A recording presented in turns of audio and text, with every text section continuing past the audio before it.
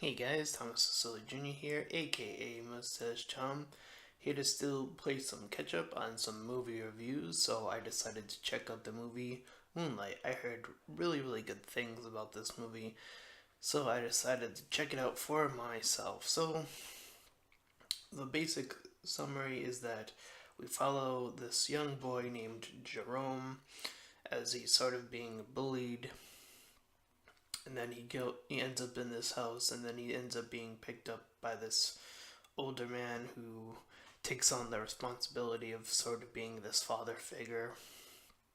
But he is a drug dealer, and he was also the one doing the whole drug things with his mother, and he sort of goes about doing that.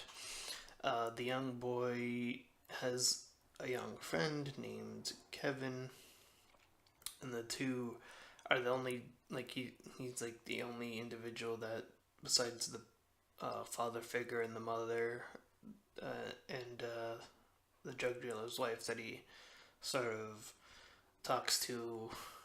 Other than that, he does, at least in his youth, play this sort of introverted character, and we hear the bullies say, "Oh, you're a faggot" or whatever.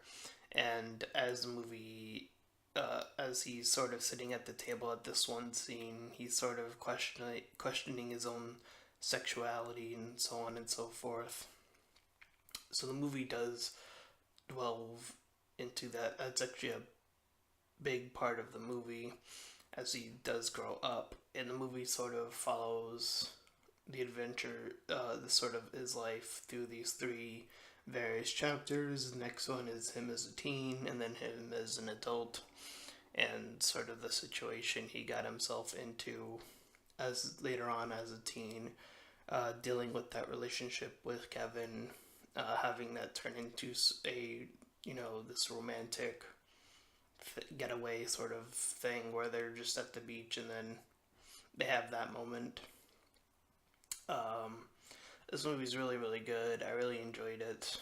Uh, it felt like sort of the slice of life movie that did cover like these three big chapters of life through this character's eyes. There were only, I would say, two moments where the camera was just a little bit either too close, particularly when they were chasing him as a kid. Like it was like really close and it was really shaky. And then um, when him and Kevin were like play fighting or whatever, and the camera was like really close. Other than that, the camera work is really good. The characters just feel really natural. Feels like you're just like watching their life. They don't. It doesn't feel like sort of over the top or anything. It just feels like this is what goes on, and there are definitely scenes that just play out, and you just see the scene, and nothing. Very little's happening. Like for example, there's this scene where he goes in this tub, and then he's like